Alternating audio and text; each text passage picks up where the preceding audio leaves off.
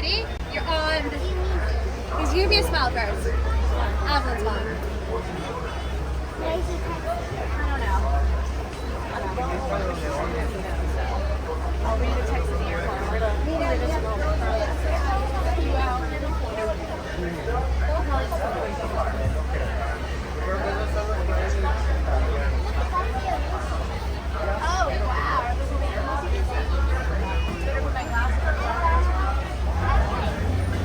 Thank you, Warden. As we say here at Harambe, 20. Let's go! Jumbo, everyone. My name is Rebecca, and I'll be your safari guide today. A few reminders as we head out. Please be sure to remain seated, keeping all hands, arms, feet, and legs inside the truck at all times. We're going to be headed into the Harambe Wildlife Reserve, and this reserve was opened back in 1971 as a way to protect our local animals. Above you, you'll see a spotting guide with some of the animals that we might see today. If you have your cameras, feel free to take pictures. Just be sure to hold on to those cameras, as we can't stop for anything that falls from the truck. Now, as we're headed into the reserve, we're going to be headed into the Little Ituri Forest, home to some of the shyer, more reclusive animals.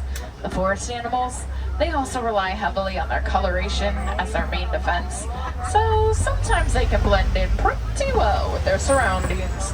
Just keep your eyes out, and we're sure to spot them. Now, as we're headed into the reserve, we're headed into the Little Ituri Forest, home to some of the shyer, more reclusive animals. Over on the left-hand side, I see a bongo. Now, bongos are considered the ghost of the forest, as they're very rarely seen unless you're in a reserve like ours. Over on the right-hand side, you'll find the okapi. Now, at first glance, the okapi may look like it's related to a zebra. However, its closest relative is actually the giraffe. Both the giraffe and the okapi have long, prehensile tongues. Now, the okapi, as well as those bongos, they're all pretty shy, and they all blend in very well with their surroundings. Because of that, the okapi wasn't discovered by Westerners until after 1901. Locals had seen them before, just not too often, as they are pretty shy. Over on the left-hand side, I see a tall black and white bird.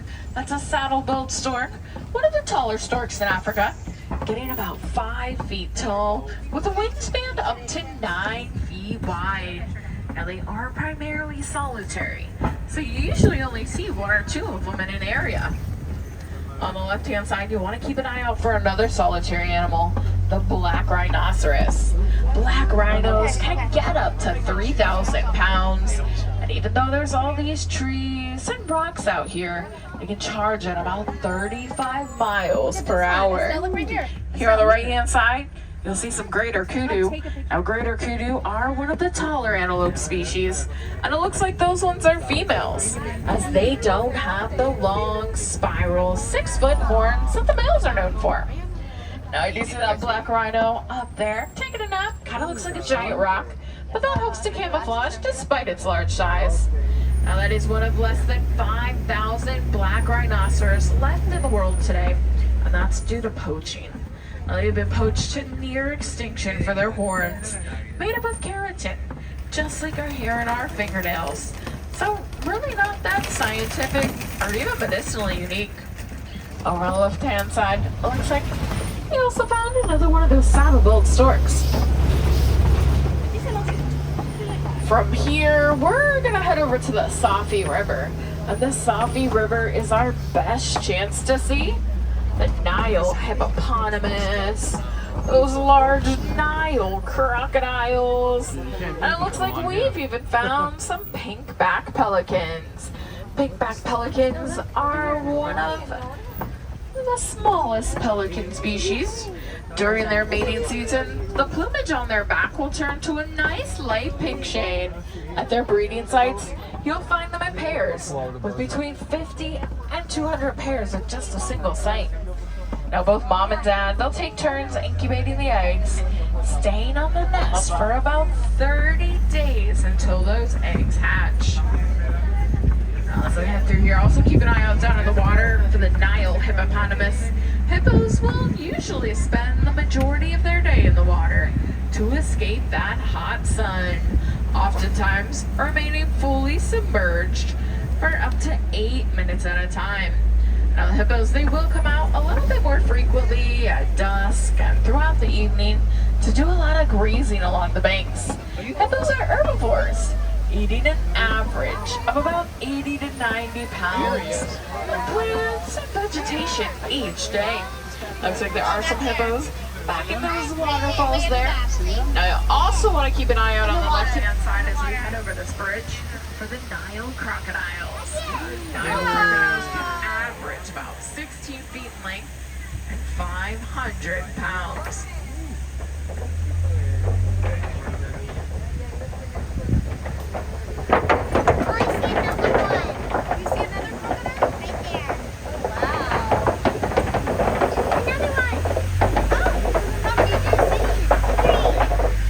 Crocodiles have super powerful jaws, capable of crushing bones. The majority of their diet does consist of fish. However, they will sometimes take down larger animals like zebras and wildebeest. Now, they won't eat those large meals every day, usually just about once a week or so. And when they eat those large meals, they can consume up to half their body weight at one time. Now, we are going to be headed out onto the savannas, home to many of the animals. And the savannas are also home to a very distinct wet and dry season. This tree on the right hand side, that's a baobab tree, and it is great for that dry season, as it'll use that extra wide trunk to store large amounts of water for about 9 months out of the year, just to conserve water. A lot of the animals out on the savanna, they'll actually migrate along with those wet seasons, as that's where they're best able to find their food. As we head out onto the savannas, we can already start to see some of those animals. Here on the right-hand side, we found the Hartman's Mountain zebras. Now, if you look at the neck of the Hartman's Mountain zebra, you'll notice that it has an extra little flap of skin called a dewlap.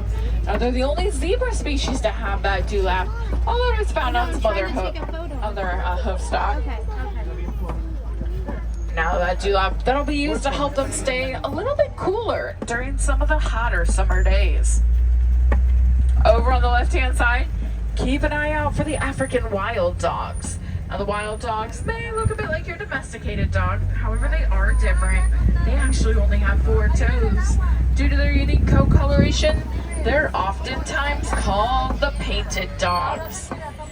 Now they're also considered one of the best hunters out in Africa, and this is due to their ability to chase down their prey until that prey gives up from exhaustion.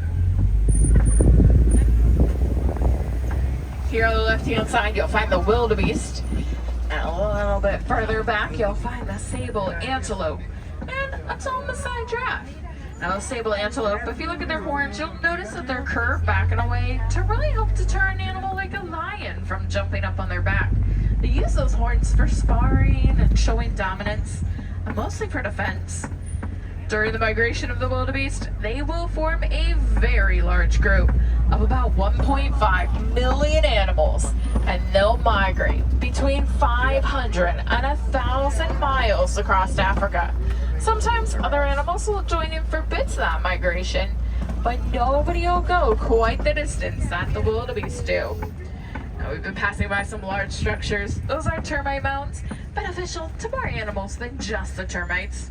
Larger animals like elephants will use them as scratching posts, while some of the smaller animals will hop on top and use them as lookout posts. Now, one animal that definitely does not need a lookout post are those tall Maasai giraffe. Along with getting about 18 to 20 feet tall, the Maasai giraffe do have excellent eyesight, so they're able to keep a really good lookout over the savannas, even spotting animals that may be coming up in those tall grasses. Now, if those Maasai giraffe needed to or wanted to, they can sprint away at about 30 to 35 miles per hour for very, very short distances. Usually, if you see a giraffe running, they're cruising along at about 10 miles per hour or so. Or kinda just leisurely wandering through. Out across the savannah here, I do see some more of those wildebeest, as well as a larger antelope. The larger antelope is an eland. An eland are actually the largest species of antelope, with some getting about 6 feet tall at the shoulder. Now there's both male and female eland there. You'll notice the male, his horns and dewlap are a lot larger than the females. Now her horns tend to be a little bit longer and a little bit thinner. Now it looks like there is another giraffe here on the left-hand side. As I head past that giraffe, be sure to keep an eye out for its long prehensile tongue. Now what prehensile means is they can use their tongues kind of like we use our fingers to grab on to different items like the leaves and the branches. Now their tongues are also kind of a darker color, like a dark gray, and that'll help them to prevent getting a sunburn on their tongue as they're eating way high up in those trees. Very rarely will you see the giraffe sitting down or even laying down. They almost always like to remain standing, ready to get away from any predators or any danger in the area. Now the giraffe, they'll even sleep standing up. And they don't sleep very much during the day. Usually just about a half an hour or so each day. Now as we're headed through this next area, you want to keep an eye out on the right-hand side for the African elephants. But sometimes we'll spot monkeys over on the left-hand side. Now if we happen to see those monkeys, those are mandrills. And mandrills are the largest species of monkey, with the males getting up to about 100 pounds, females only about 30 pounds or so. Now definitely keep an eye out for those elephants. Oftentimes when we see the elephants, they are doing something with their trunks, like eating or drinking, picking up logs, or even reaching tall branches. Now sometimes we even see the elephants picking up clumps of dirt and tossing that up onto their backs. Now they don't do that just to play. Elephants actually have very sensitive skin, so dirt will act as kind of a natural sunscreen to help protect them. The elephants do have a couple of ways that they can cool down. They can flap their ears.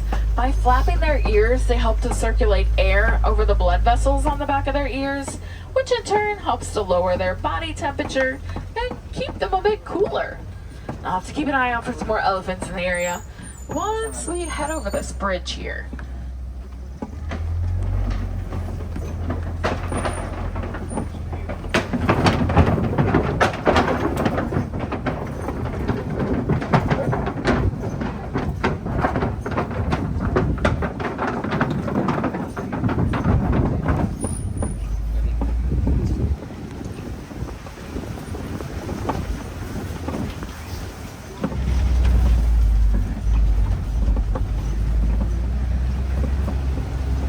As we head through the red clay pits here, I do see signs of more elephant activity. Looks like there's some footprints crossing the road, as well as those tusk marks there in the red clay. Now those tusk marks, they'll get left behind as the elephants actually eat that red clay to gain some different beneficial minerals and nutrients, sometimes not found in their food. Elephants are herbivores, eating an average of about 300 to 400 pounds of plants and vegetation each day. Now they're not going to stop at just the leaves and the grasses. They'll sometimes even eat small trees.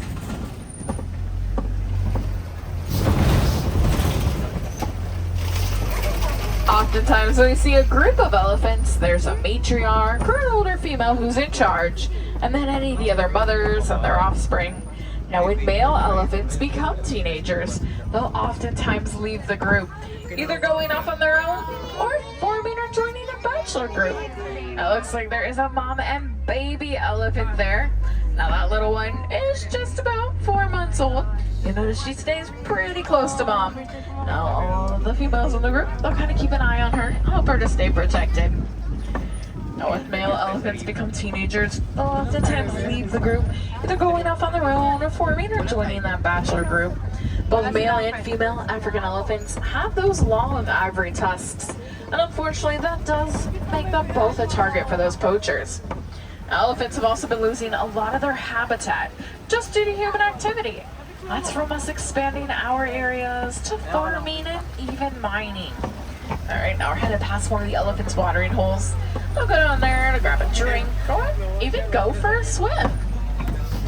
Here on the left-hand side, we found some greater flamingos. And greater flamingos are the largest species of flamingo. And they get that pink coloration from the different foods that they eat. Now they are filter feeders. So you'll see them with their heads below water, kind of stomping their feet. That helps to loosen their food. And then their beaks are formed in a way that will filter out all of the sand and water, leaving just their food behind.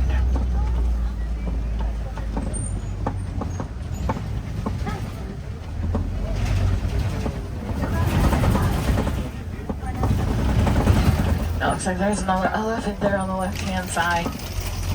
But here on the left-hand side, we've also found some white rhinos. White rhinos are a lot larger than the black rhino that we saw earlier, getting up to about 4,000 to 5,000 pounds. They're also a lot more social. They actually prefer to be in pairs or in small groups. Now, a group of rhinos is called a crash. Looking at those white rhinos, you're probably thinking they're not white, and they're not. But they're named for the Afrikaans word wijd, which means wide. They have a much wider top lip than many other rhinoceros species, due to what they like to eat. A lot of grasses and softer items closer to the ground. Over on the left-hand side, you want to keep an eye out for the cheetahs. They're oftentimes spotted in this area. Cheetahs are the fastest land animals, capable of reaching speeds of up to 60 miles per hour in just 3 seconds. Now, they can't maintain those speeds for very far distances. They do need periods to rest. Their spots and their coloration help them to blend in very well with their surroundings. Cheetahs are also one of the few large cats that will do the majority of their hunting during the day, and this is actually due to their eyesight. They can see much, much better in the daylight than they can at night. The large rocks in front of us, these are the Kopi rocks, and these rocks are great. They allow the animals to get up nice and high, get a really good look out over the savannas. They can keep an eye on their herd or spot any predators that might be coming up. Now, this is also where we'll see another one of the big cats, the African lions. Now, oftentimes when we see the lions, they are taking a nap, as they will usually sleep for about 16 to 20 hours each day. Now, lions, they tend to be a little bit more active in the evening and throughout the night. That's when they'll do a lot of their hunting, as that's when their eyesight is best. During the day, the lions can see about as well as we can, but at night, they can see about 5 to 6 times better than they can during the day. Now, it's usually a little bit hard to find them midday. They do like to go off and take a nap in a nice shaded spot. Again, they'll sleep for about 16 to 20 hours each day. As we head around this corner, looks like we found some warthogs. Warthogs are one of the largest burrowing animals, using their razor-sharp tusks either for digging their own burrows or expanding the burrows of other animals. When they go to sleep at night, they go back into their burrows. That way their tusks are always facing forward, always ready to defend themselves. Over on the right-hand side, I see a water buck, a shy antelope that, like its name suggests, it'll spend a lot of time near a body of water. It'll actually drink more water than any other antelope species. And sitting down there, I see an ostrich. Now, ostrich are the tallest flightless birds, using their large wings not for flying, but for changing directions as they speed across the savannas. And they can run pretty quickly, at about 35 to 40 miles per hour. Over on the right-hand side, there's an ostrich nest. Now, the ostrich hens, they'll lay their eggs together on the ground, just like that. Now, those eggs are pretty large. One ostrich egg is the equivalent to about 2 dozen chicken eggs.